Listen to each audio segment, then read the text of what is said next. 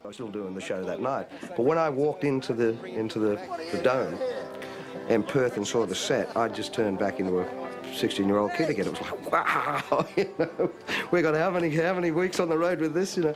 It was really, really exciting. It became a reality then and there for me. I mean, I'd seen the scaffolding of the staging. We talked about what could go on there and inflatables and all the things that were going to happen and didn't, and all some of the great things that came up last minute. And but walking into the gig in Perth where we rehearsed for the week prior to the show, it really became the penny drop for me.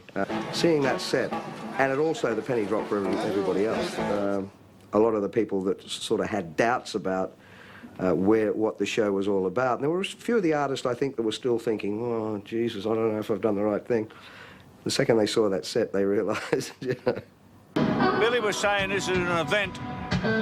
It is an event, yeah. That will be talked about for many years to come. And something that should have happened before. And we're just saying how good it is to be part of it now. With the Long Way to the Top, I think it's people really want to just not just go out and see something, you know, one night. They want to have an event. This show's about memories, and for baby boomers, a friend of mine's got 18 of his staff came to the show, and he's a Canadian tonight, including his daughter, who's like 13. They're coming because they love music, and they love the history of Australian music, and they're here because it's about memories, and everybody remembers with that song something happened. I think that's one of the great things about this, is the fact that the general public now has got an idea where it all fitted in and how it fitted in, and that we have got a rich history of great music in this country that hasn't really been shown before, and this is a great base for the whole for a whole awareness of what it was all about. And it's great that there's so many artists have been able to be collected together on one show. I'm just sorry that it didn't start 10 years ago, or 10, 20, 30 years ago, to try and pick up the people that have gone before us, and so we'll have a true documentary of the history of Australian music, because it's certainly come a long way since I first started off. It's not just all the bands that are coming together for the first time in a long time, but all these road crew and production people. So the vibe was amazing. I've got to do my work as well. I'm not stopping for everybody. Well, I need you to still try to get the show up. Otherwise we won't start at 2 because nothing's happening on the stage. Fine, well then when we put the band up, I'll just make some more noise. I'm not going to do a sound check without an untuned PA. The responsibility for the organised chaos of building the stage, lights and sound system falls at the feet of one man, veteran technical director Eric Robinson, feared and loved by all. Eric's been involved in almost every large show to tour Australia since the early 70s. No one's been whinging or pissing when they've been into it, so it's right at the station. The road crew have enormous experience in staging a show of this size. However, it's the logistics of getting 35 acts with different equipment on and off stage that's playing havoc with the crew. Long Way to the Top has 54 guitars, 9 drum kits and 60 musicians. We're running 16 Marshall quad boxes, mainly for the use in the finale for Billy Thorpe. We've got 4 Fender Twins, 6 AC30s, we've got 5 Ampeg 810 cabinets. We've basically got half a 40-foot semi-trailer of backline. I look after 54 guitars. To tune, it's taking now about 45 minutes to get right through. Number 33. And then I go back and do them all over again, and then I retune them as they come off the stage, so that I can read the guitar and how it's moved, how the tunings have moved as on stage as to off stage, and then compensate for it. Done. The number of acts in the small amount of time we've got to turn around obviously involves a fair few compromises, and just trying to keep everybody as happy as we possibly can. Obviously, you've got 30 acts on stage, you've got lots of fast changes, you've got lots of people to work with. Luckily, a lot of them are very experienced in doing their things. People have their moments, but most of the time on this tour, there's a lot of friends on this one, so it's not so bad. We don't have to deal with English or Americans. Our biggest problem through a tour like this is learning 30 different acts 2 days before we hit the road. The venues have been the biggest problem, like Wollongong and Canberra and Newcastle, that just aren't designed for a show this big. At the end of the day, you make it work, you know what I mean? You make it look pretty, you make it work, and you fix the problems along the way.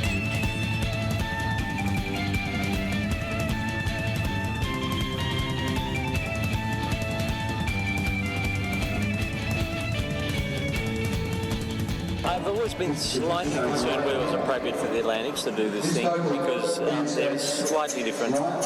This one, era of dance, of rock groups actually, in terms of whether they'd be working with go-go dancers, and they might be, but I also understood that it was great kind of tempo and choreo potential there, so I knew that's why you were immediately attracted to it. Oh yeah, I love that number. Yeah. I mean, I quite like the idea of them running up there and doing this strip on the stairs. I think that'll look terrific. Then it's an issue of whether we go up the top and start it and come down at some point, or stay up there for the whole thing, and I don't know the answer to any of that yet. I like it down because I think every other routine I do up and down. I think because the Atlantics is sort of big there, I like that it bookends it. That's just in my head. As any artist from the 50s, 60s and 70s will tell you, the one thing that hasn't changed over the last 30 years is the dancing girls. And for Long Way to the Top, choreographer William Forsyth faithfully recreated the Maroubra stomp, the 60s go-go dancer moves, and the 70s showgirl routines, happening in and around the multi-tiered stage, adding to the authentic feel of the show. For the dancers, who are usually found performing in any number of musicals around Australia, the opportunity to travel with the veteran rock stars on the massive tour and perform the dances of yesteryear earned them a newfound respect for the ones who'd been before them.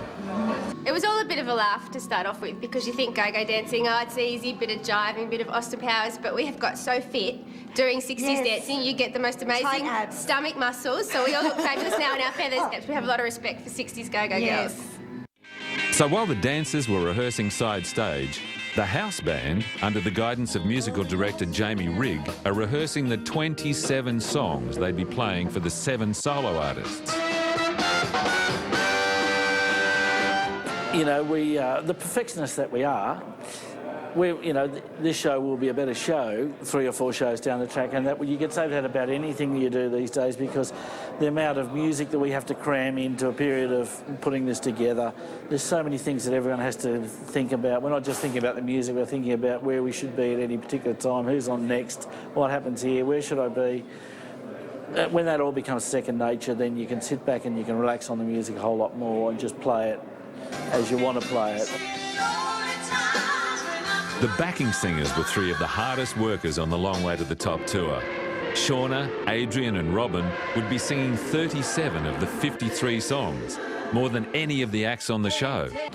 These 3 talented singers have been rehearsing off CD for the past month, and they're now learning the sometimes very different live versions. They're finding the intense rehearsal schedule very draining, and with the show order constantly changing as the creative team continue to fine-tune the running order and song list, they're struggling to keep up. With a tour like this, you're given the repertoire and sent away to learn it, and then you go into rehearsal and you learn the arrangement and, you know, hopefully remember it all. Did we do this in unison, this one? Well, there again, it's written it in unison, but on the record it's just... Big rock? Okay, let's do it. The workload was far greater than we originally anticipated, and so it was quite a stressful time for us. Because I got then really confused when I was listening to the CD because I was doing it incorrect, I think, and you were doing it, and I was listening to I was so glad and I couldn't, it was really a bad mix. To learn, you know, 37 songs out of a 53-song show in a very short space of time was extremely difficult. And then when you learnt those songs, they added another 5. Yes, that's and right. Those, and they added another 5. Yeah. She's a mod's okay? Yep, easy. Go command? Yep. Yep. Sweet. That's okay. It's just the que sera, sera, ooh la la. Just want to check those parts there. Since it was in, it was out. It was in, it was out. But that was all right. It's all part of it. You know, you just get in there and do the best you can. That's right.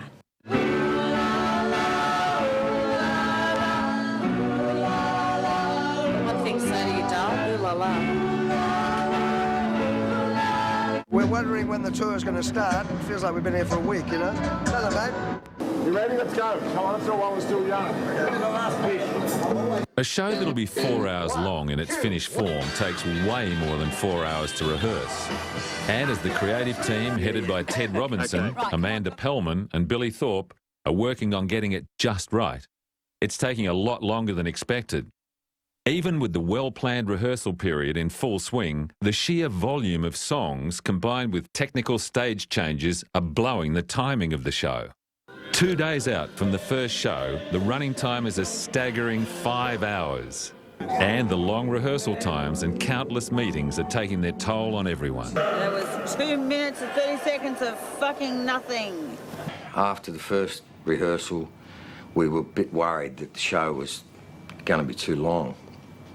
So we rehearsed part 2, and obviously the show was panning out to about a bit over 4 hours.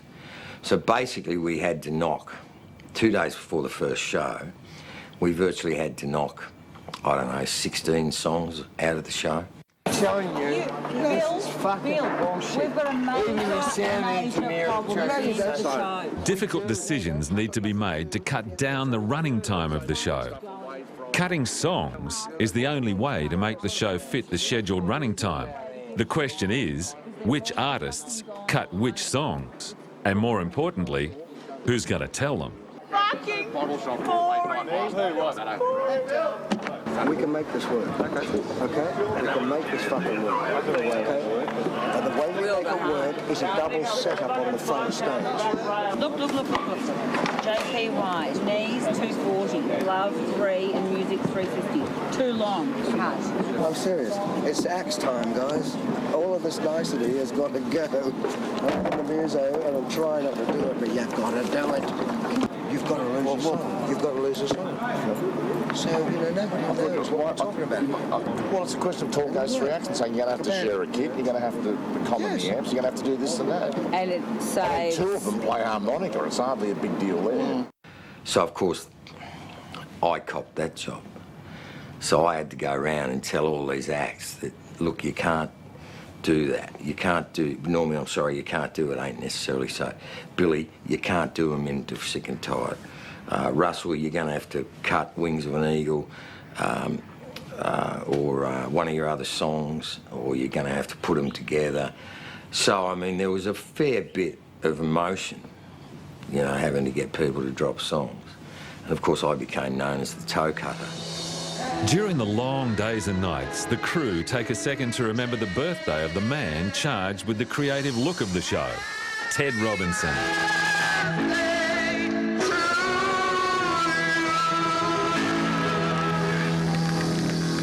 Although there's no time to eat the cake.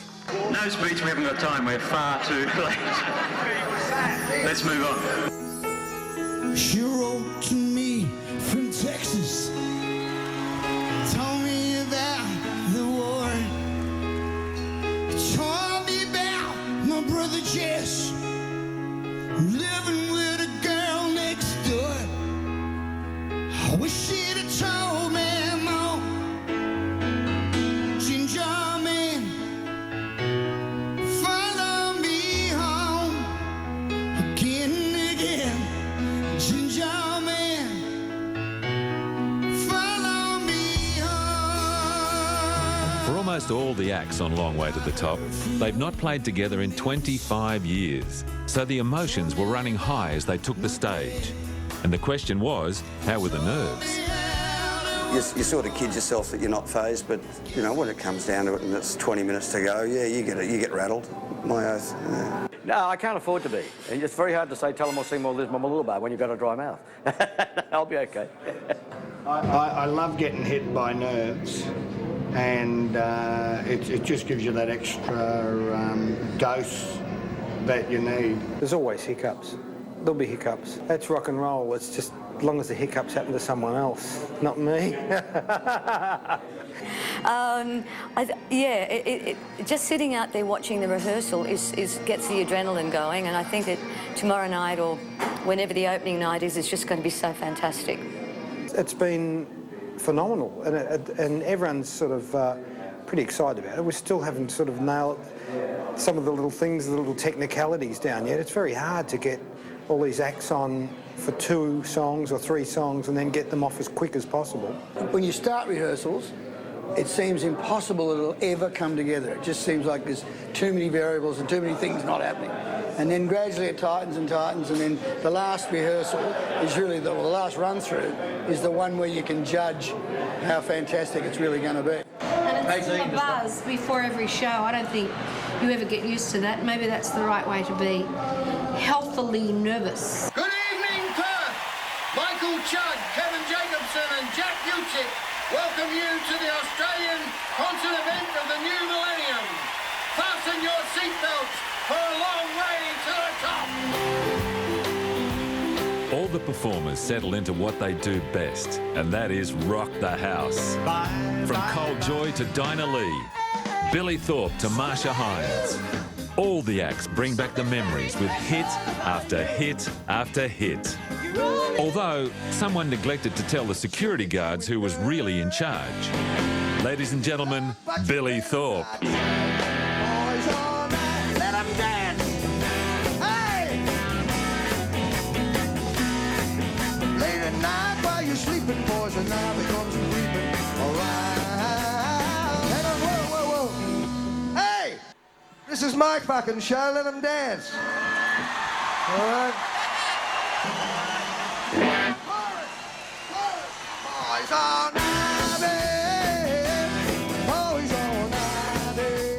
One of the very special moments of the show that would go on to be an important part was when Long Way to the Top cast members came on stage to support Stevie Wright during the epic Evie Parts 1, 2 and 3.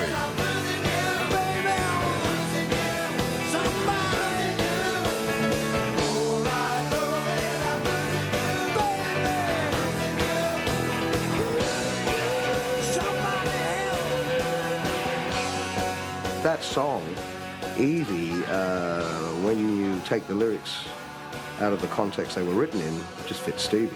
It was very emotional. And I think, I don't know that I had the idea, I just think we all rallied and said, come on, let's go out, let's just go out and do something. Let's show our solidarity that first night for Stevie, when we went and sat on the stairs. And there wasn't, I'm looking at the crowd, they're all crying, we're all crying.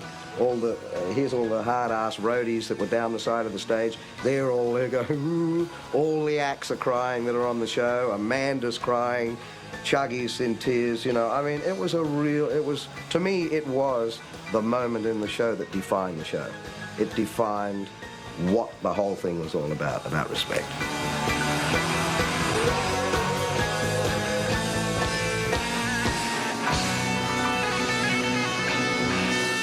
Well, I'm losing.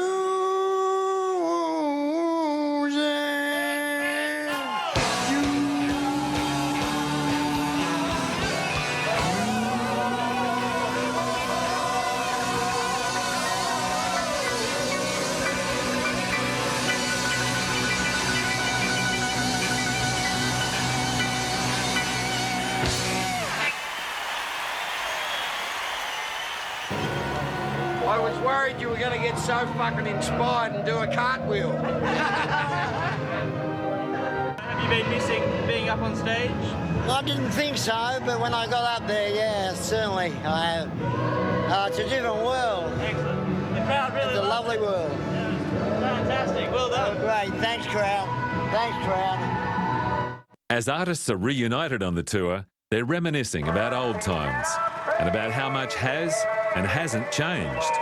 We used to tour around, pack all the gear in a combi van with the band and travel around. Now you need a couple of semi-trailers to carry everything around in the gear, and plus nowadays we don't have the groupies that we used to, you know. No, it is very different. That's why I went solo, actually, because I couldn't stand the fact of being in a band and travelling in a combi and laying on top of the equipment because we couldn't all fit in. And putting mattresses on top of the equipment, I just couldn't stand it. And I thought, we're going to get killed. And we were earning nothing, and I thought, I'm going to go solo, I can't stand it. Yeah, combi van, transit vans, that sort of stuff.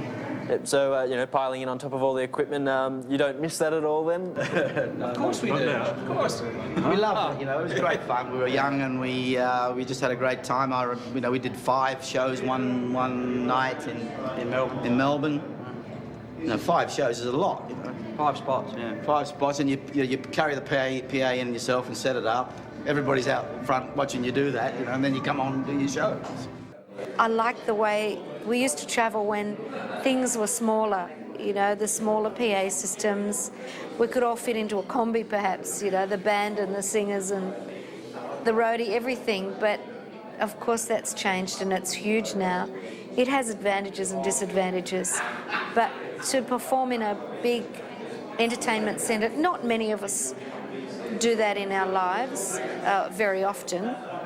I suppose I've done it a fair few times, and it is a buzz. That's the only word I can think of. You never get blasé about it, or you never take it for granted. It really is a thrill. We certainly did our apprenticeship with touring in the early years, and this is much easier to be on this kind of on the road again, because when we started we had a car or a utility with a box trailer behind it, and it'd be nothing to do a show and then drive 400 or 500 miles and do another show the next night. They don't do that now. I mean, you fly and a lot of people look after you, so it's much easier now than it used to be. So this becomes almost like a holiday. Oh no, it's definitely got easier. I mean, we have monitors and everything now. We didn't have, excuse me, we didn't have monitors until the 70s, really. But there was something rather pure about the transit van days. In retrospect, I don't know whether I'd even be able to listen to a recording of those days, what we must have sounded like live. Must have been horrendous. But in a lot of ways, even though things are better and bigger and shinier and newer and cleverer, the reality is that you've still got to play together and you've still got to play those songs. And the playing in those songs still have to reach out and touch an audience. Technology around us today, we're sharing for the first time. I mean, 30 years ago, we had nothing like this. No, there was no foldback, hadn't been invented, or front of house, or never even heard of it. No. We'd never played at this level before, like in the 60s, like this massive production foldback. I mean, in the 60s, we didn't have foldback, did we? No. Didn't know what it was, you know? Well, nobody had foldback, you know? Foldback is a euphemism for on-stage monitors. They're the speakers that you're seeing less and less of them now because more of them are being flown up in the air above the stage in big concerts. But they're those wedges, for anybody that's watching this that's not sure, that you see on stage that allow the artists to be able to hear themselves. The technology is unbelievable. I mean, we didn't work with any of that stuff, and I think that's what Doug was sort of saying too, is that you sort of can't play the songs the way they were because of the technology. You've got to play them better in a way because you can hear them. You know, you can hear everything now. Whereas back then it was just a complete dog's breakfast every time we played. We would have screaming fans out the front, a loud band back in the back, usually our own bands, the Invaders or whoever, or in that case the Hermits, and you couldn't hear yourself sing. There was no foldback technology then. It didn't come until about 69. So, you know, talking was the worst thing after singing, but to do 2 shows a night without that facility. So it's a pleasure now to do the show because, and that's why I've kept singing all these years. Once foldback came in, it became a real joy to keep singing. I can see why the Beatles stopped touring. They couldn't hear themselves. They couldn't enjoy what they were doing, and they stopped just before foldback came in. Trying hard to understand, but better not, you'll see a name. Trying hard to understand, but better not, you'll see a name. The national tour played Perth, Adelaide, Brisbane, Canberra, Wollongong, Sydney, Newcastle and Melbourne. With 60 performers on the road, keeping them organised and where they need to be and when they need to be there is the job of the tour manager. And Long Way to the Top needed 3 of them. That job entails most of the time making sure that they get on the bus when they're supposed to, get into their hotel rooms when they're supposed to, get into the venue when they're supposed to, and get on the stage when they're required. We have to get a cab and we're going to have to put the rest in the cab. Right, we've run out of fucking baggage room. But just as important was keeping track of the 500 pieces of luggage that went on and off the plane as the show rolled across Australia. Can you imagine we're doing 500 laminates on the smallest laminating machine in the history of the world? It's the highs and the highs of my career. As the tour finds its rhythm, friendships and friendly competition grow between the acts and crew, with a little push-along from legendary roadie Scrooge Madigan. What it is a way of playing with their minds, because we have no other way of getting to them. So we play with their minds, you see. We give them points and stuff. Even Wheatley got one. Look, he got 1 for attendance is compulsory. He keeps throwing in the substitute. Burgess and I were equal last on this thing, and I remember it was a classic because it went up, and you know some people were way down the bottom, other people were way up the top, and a few of the acts started to take it a bit seriously. You could see them sort of glancing at it, you know, every night, wondering why, you know, why the drummer from Tamam Shud had 500 points and Normie Roney had 35. You know. When we spoke about this project about 2 weeks ago, for the first 2 weeks, absolutely no one was interested. Absolutely no one, and they just went over the top of their heads. But as soon as this thing went up in Brisbane the other night, the amount of people that come to us and said to us, "Where's my name? I'm not. I've only got 46." They've taken it so seriously. It's fantastic. Light entertainment to make people proud of the fact that we work with them, but more importantly to lift their game. It's amazing how a little graft goes a long way, because I went with equal last, I think we were on 210 points, to 10,000 overnight. Aztec t-shirts for the crew, mate. But have you seen this? No, Thorpe. No, how did he get up there? It's just proof positive that you can achieve in this business, Bob. From 8 to 486, corruption goes a long way, as you taught me as a young lad. Bit of graft. Did you get your fucking dinner? We got your t-shirts. Yeah, it's got nothing to do with musical ability. No. Well, I knew because Billy had nothing to do with musical ability. Yeah, well, that's right. Yeah, well, he was down with Colin Burgess. That proves the point. But now he's up the elevator. There's somebody from ICAC looking for me. The king. He's the king. He's the champion. Funny like that, Billy. He always comes up and offers you something that you've really wanted all your life, that you never had an opportunity to buy 32 years ago, and says, I wonder if you 6 guys would like one of these. So we've gone, cool. To cover the nation on a tight touring schedule meant early starts, long travel days, and parties every other night. And the artists and crew have been hit with a mystery flu that swept through the tour and taken its toll on all but the luckiest.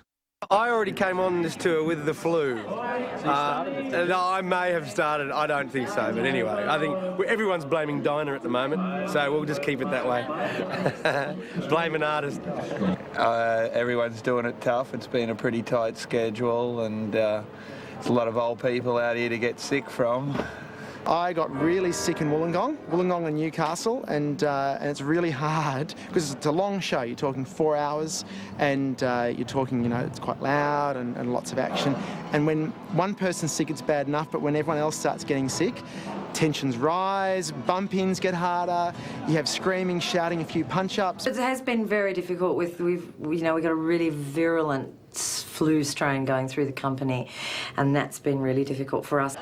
Sometimes on tour, the smallest things can cause the biggest problems. 35 acts, 60 musicians, 40 road crew, 1 ironing board. Something's got to give, because now Max has got it and I can't do my thing, and you guys need that service. Who's going to carry it? It won't fit in my cases. Do you know what I mean? Absolutely, I do. So yeah, I'm all right, I'll do it.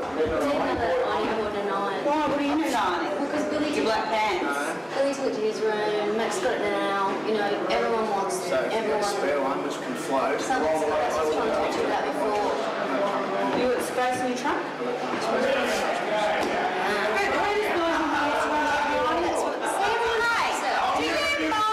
I'll never do this again. Fuck up my wardrobe, people. I'll never do this again.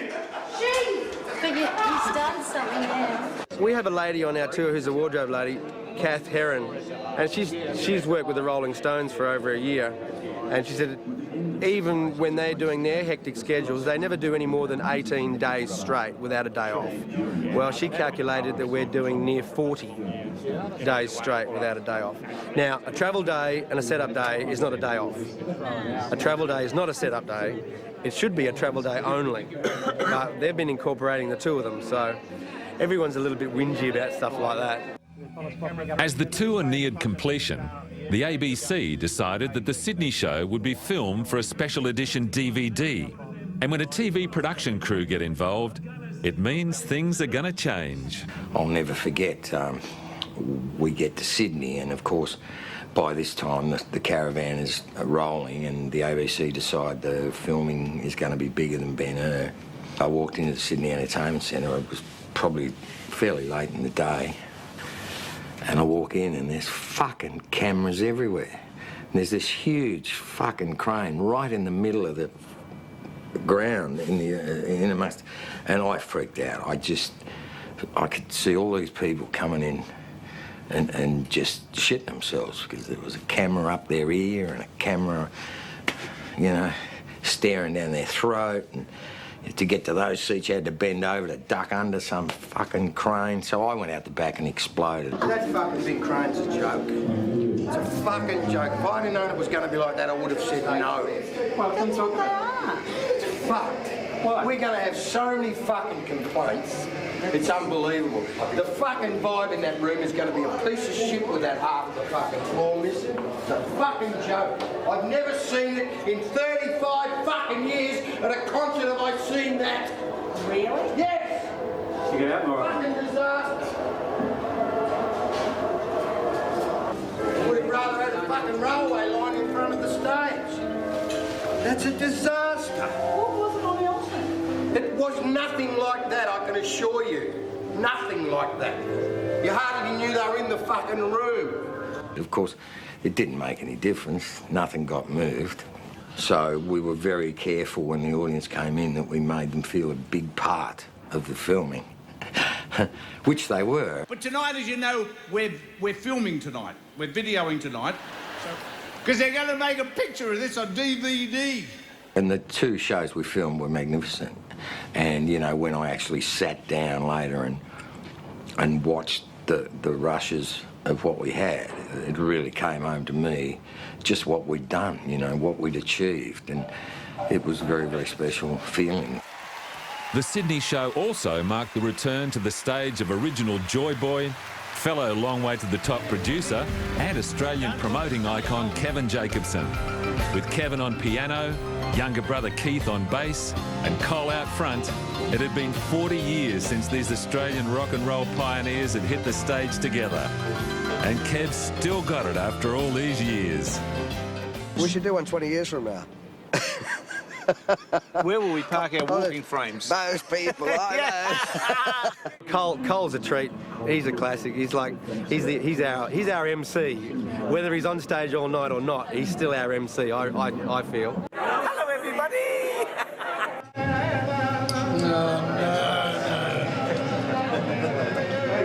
Why do I know that?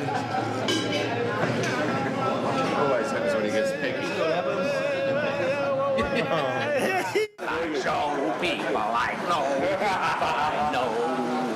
Everything about it is a beauty. Someday I'll have lovers. Loving isn't easy. Come by. By the time it come by, I'll be gone. I'll sing my song and I'll be gone. That's Coldjoy. That deserves a drink, Mr. Coldjoy. Much of the footage seen behind the scenes was shot by one of the artists. John Paul Young decided way back when the Long Way to the Top tour was announced that he'd buy a video camera and carry it with him always. And video everything, he did. I'm going to go out and buy a video camera because, I mean, I don't think this is ever going to happen again. You know, you're going to get some footage that, you know, will be absolutely unique and some that nobody's allowed to see. Can I actually have that tape for the documentary? No. You can't have that fucking hippie music in here, for fuck's sake. I hope you don't mind if we shut the fucking door. I get no respect. I know. What's wrong with the way I look? The way I screwed my mind? Standing backstage. Nervous? Watching the musicians get prepared for onslaught of the audience. As you can see, a little lubrication doesn't go We're going to go on It's a warming up. And some of them are so old they're dead. Fuck off, John. And as quick as you can. Okay. Thank you, man. There's a person. There's a person. There are teeth under a camera. With a fishing rod in his pocket. Bloody camera. There's that camera again. I'm going to give you something to photograph in a minute. Fucking camera. If you want to take one night stay. I'm ready now. Of all the acts on the tour, one stood apart from the rest, and for one very good reason: volume. Probably Billy Thorpe, because he's just so bloody loud. Are we talking volume here, or are we talking ego on stage? And they're both the same person. We're just waiting for the plug to come. Pretty good, isn't it? Cole said that. That was Cole's worst sense of humour. He's sick. He's implying I'm loud. Loud, yeah, I suppose it was loud. The Aztecs were a loud band. The music that the second Aztecs, not the first Aztecs, although the first Aztecs were quite loud for their time. There's something that comes out of playing music loud. We come to tell you about a new boom. Don't you know it's a rose?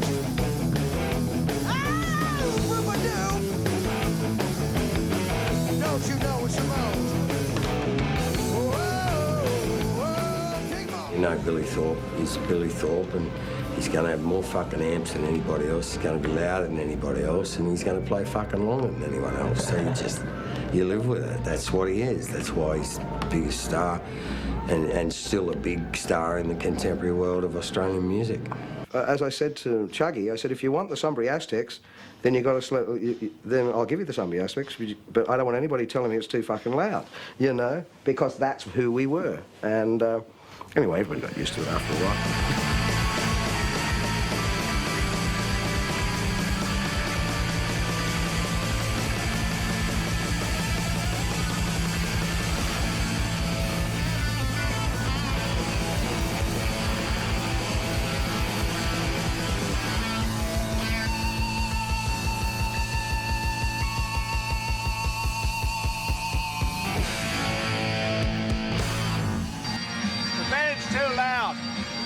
Except for Carl. His ears are still ringing, I think. It's because I miss you. Thoughts of you come back to me.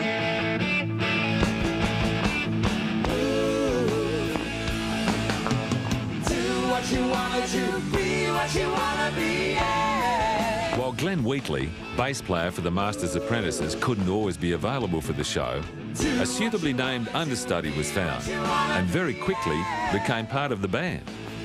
I've done only part of the tour. I've been a bit busy with putting on John Farnham shows and etc. So I've been ably subbed by my 18-year-old son, Tim, who's basically done most of the work for me. And I must say he's done a very, very good job too. So we're doing a tag team at the moment. Tim did last night at the Sydney Entertainment Centre here, and I'm doing tonight. He'll do tomorrow, then I'll do the last night. So, you know, we're having fun. It's quite nerve-wracking half the time. I don't know who to talk to, where to look. But, no, it's been great.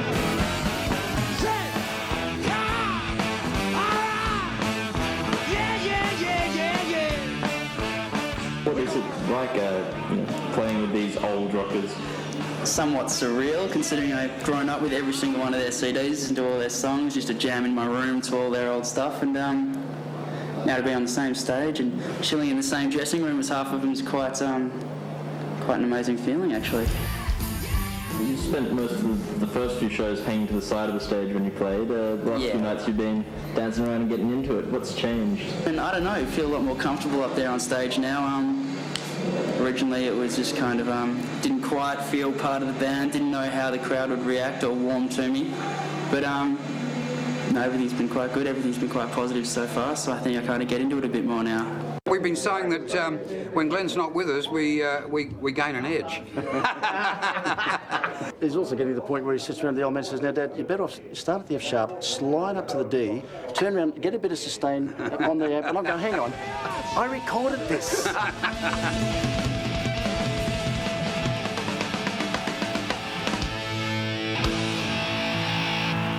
What the audience probably doesn't realise is that unlike any other shows, ensemble shows, there's never been a show like this anywhere in the world to my knowledge, but on any other ensemble shows, there's usually one backing band, or at the least one set of equipment that everybody uses. If you look at the video, you'll see that everybody's using their own gear every time the Revolve comes around, except for the house band, which also had to be set up every time it revolved. There was a setup going on backstage while there was a band on stage. I think there was something like 25 different changes of gear. It was quite a surgical procedure. I mean, and it was down to the wire, you know, down to 10, 9, 8, 7, 6, 5, 4, 3, 2, 1, and then around we went, you know. But it was great because you get into a swing with it, and the crew were just so fantastic. And they were also, when they did a setup, they were testing mics backstage with that setup. And that setup is a kit of drums, full set of amplifiers, keyboards, microphones, fallback, that were all being line tested to the front of house B desk or A desk while there was another act on front, and so it's all being done like this. It was magic.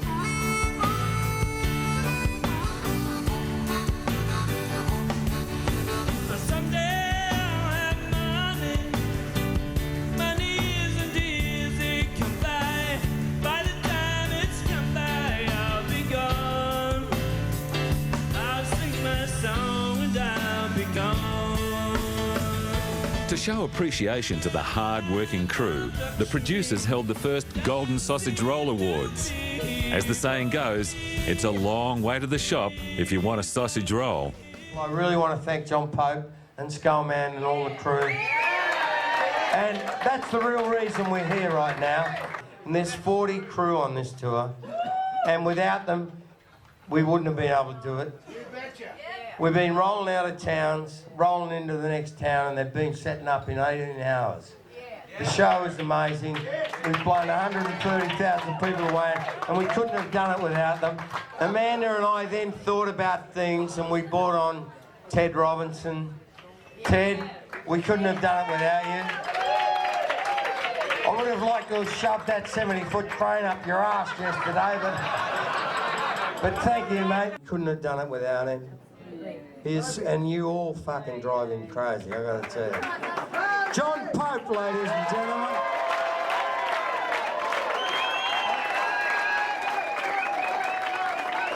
Jeff Payman. Ladies and gentlemen, Derek Witt. The Skullman. And I'm very proud of my son, Nicholas Chugg. Ladies and gentlemen, Mr. Greg Rossman. Ladies and gentlemen, Scrooge Madigan.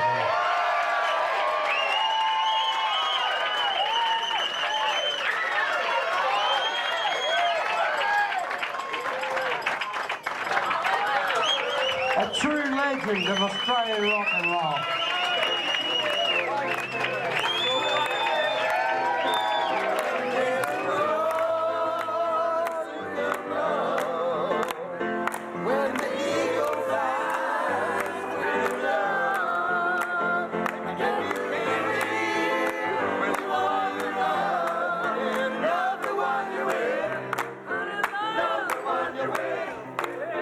Long Way to the Top was basically a 24-hour party that was interrupted by a show 3 hours every night.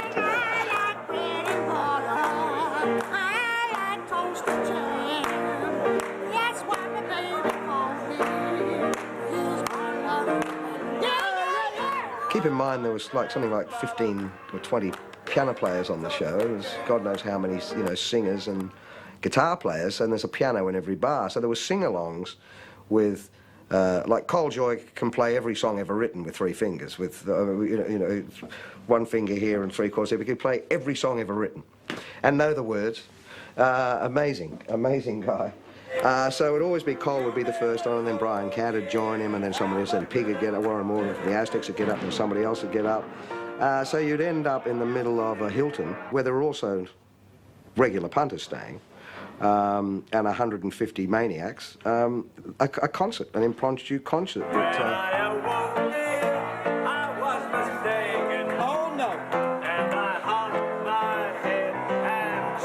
I remember they wouldn't let us use the piano in in Adelaide because we might scratch it. So Col and I offered to buy it and put it on our room service.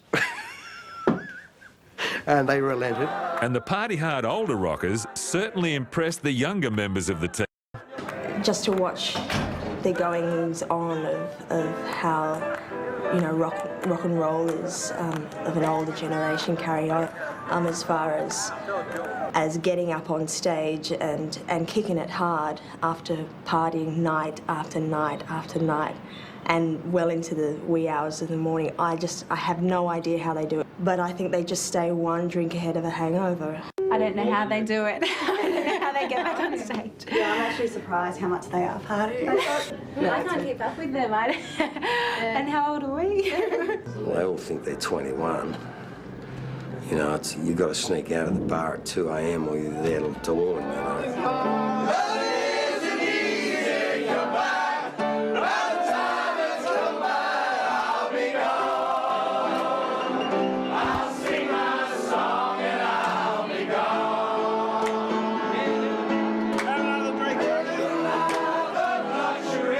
It was fitting that we'd finish in Melbourne.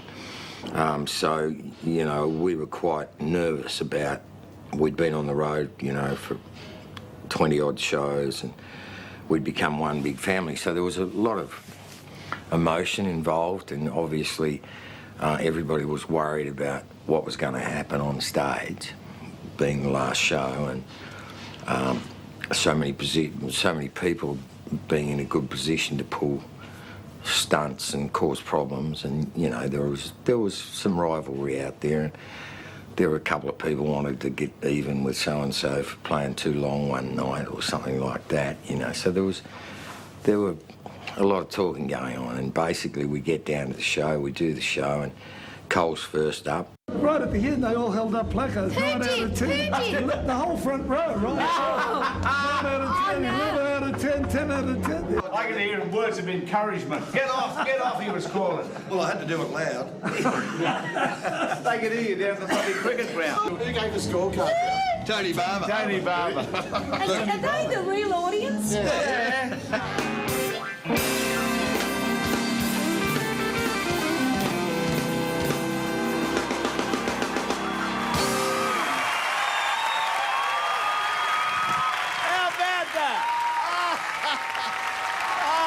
I scored. Oh, well, I'll be battered on both sides. He'd be battered on both sides. Who did I give scores to on the first night? Me. How did you go? Bloody terrible. You give me a 6. Oh, we gave him 6. Bugger. They were bribed, those people. Some people gave you 11 out of 10. I know. I've never got that many in my life. And that was the start of quite a long night. It was just ridiculous what went on.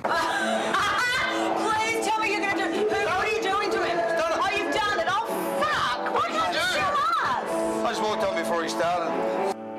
Clap your hands, everybody. Sharon! Sharon! And the Prince of fucking darkness! This is the wrong fucking gig! Sharon!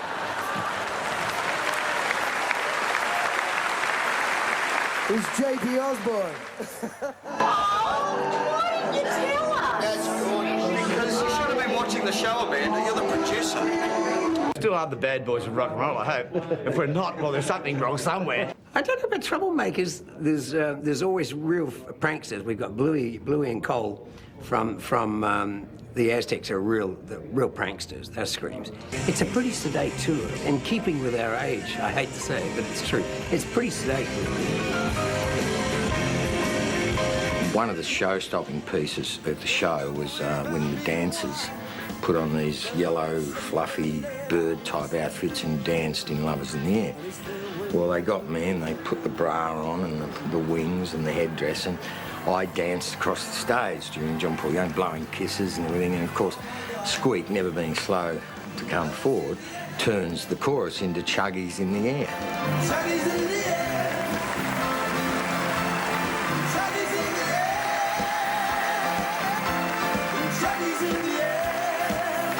This guy has left his mark, or his stain, should I say, on every spot on this continent. He's famous for his Dance of the Flames, which involves rolling up newspaper and setting it alight. He, in an overzealous moment, used greaseproof paper once and set his arse and half a hotel on fire. Mr. John Bluey Watson here.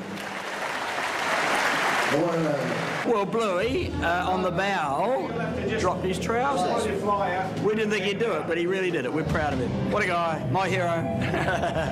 Don't know what happened. I was just standing there and off I came.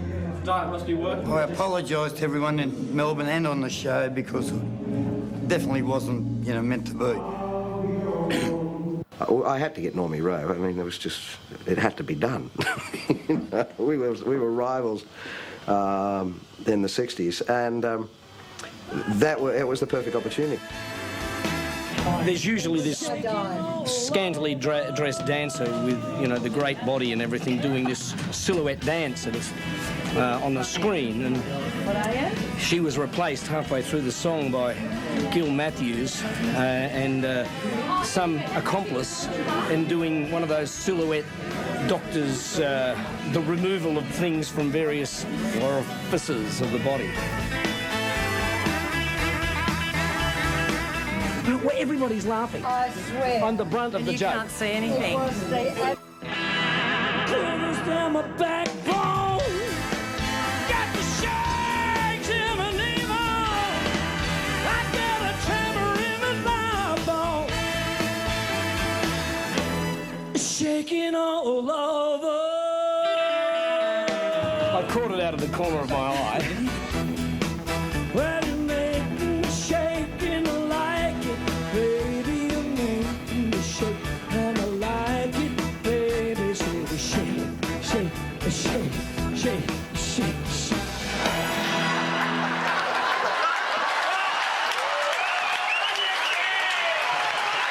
Get off.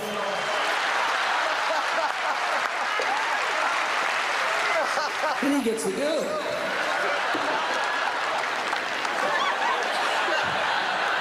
You think I'm going to finish this now, don't you? I'm going to hang you out to dry. Shaking all over. The routine went out the window, and the poor girl who had only done it last night and tonight was very upset. And Gil, you should know better. You prick. It's good to see all the familiar faces doing it and still doing it real good, you know. Yeah. You know, it's just sort of like yesterday, all of a sudden we're all back together again.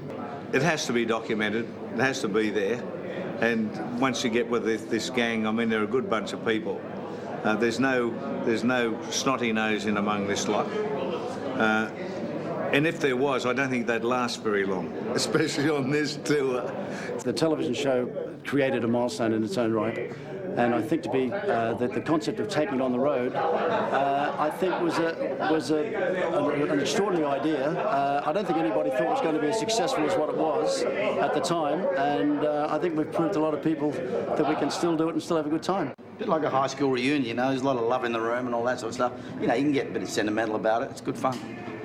You know, we're not ashamed of that at all. Probably a few tears at the end. And the production values on the show is equal to, you know, any great show. U2, Stones, the same sort of money, investment, and time and energy and art and talent and design has gone into the show. And it's a pleasure to be on. Just, if you don't do anything else in your life, it's a nice thing to finish with. We actually have created something that will live long past us. It's just a fantastic feeling for me. And I know that Kevin Jacobson, Amber, Amanda, Billy, our American partner Jack Utsick, all feel the same way, that we actually went out there, the promoters, Kevin, Jack and I, put our nuts on the line, and it paid off. And it was Australian music paying off. And I'm very proud to have been a part of it. Now, this is the last show. It's happy and it's sad. This is something that I sat down with Michael Chugg. He's the guy that ran on with the feathers earlier. And Amanda Pellman and Ted Robinson, who directed the TV show that you'll see at the end of the year. This has been...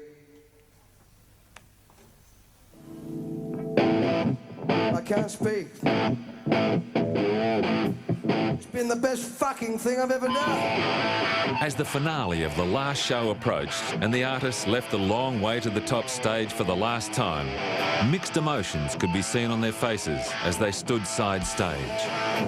The history-making musical adventure they'd taken together was coming to an end. Let's get some guitar players on here.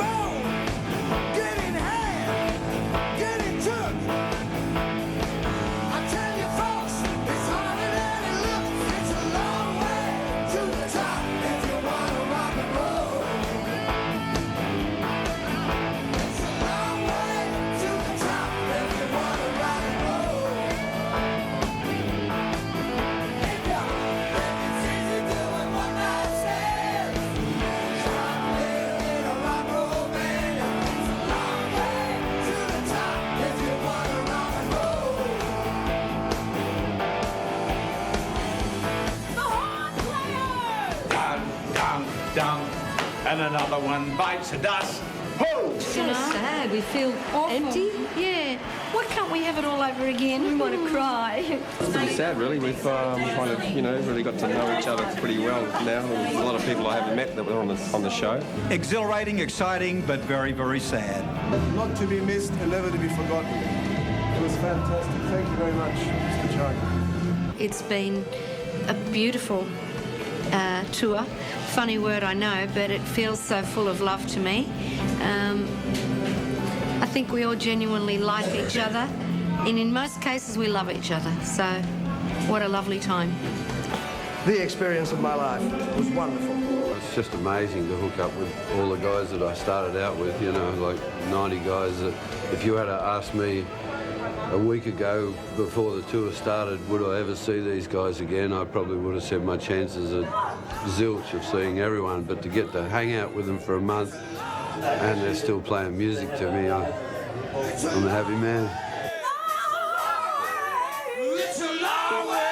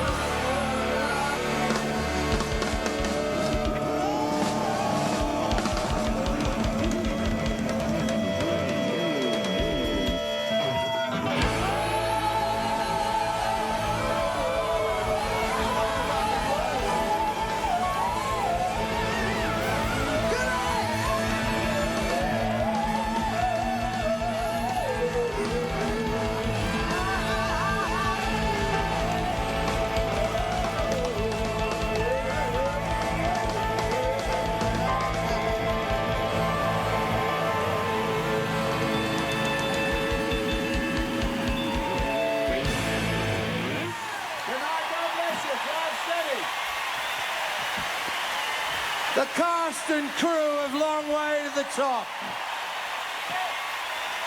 We'd like to thank all the crew. and the guys at the sound desk, and the 50 guys that have been working backstage all night that you haven't seen. Come on! Come on! 4.5 weeks, 18 concerts, and 140,000 people. Australia, we love you.